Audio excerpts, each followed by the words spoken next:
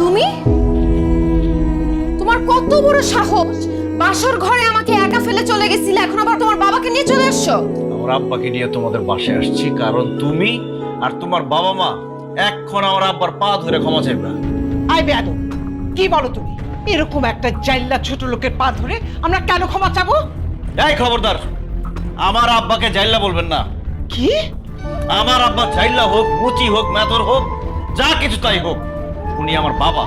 আমার বাবার পেশা যাই হোক না কেন, আমার বাবা আছে, এটাই আমার জীবনের সবচেয়ে বড় সার্থকতা। আমার আব্বা আর আমাকে জাইল্লা বইলা অনেক অপমান করছেন আপনারা।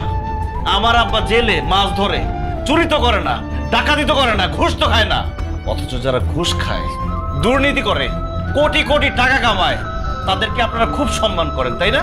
যে পরিশ্রম করে সৎ পথে টাকা উপার্জন করে, তাদের জন্য আপনাদের কোনো সম্মান আসে না, তাই না? আর আমার আব্বাকে যে জেলে বলে অপমান করছেন, আরে আমরা মাছে ভাতে বাঙালি, এই জাইল্লারা যদি মাছ না ধরতো তাহলে মজার মজার মাছ আর খাওয়া লাগতো না।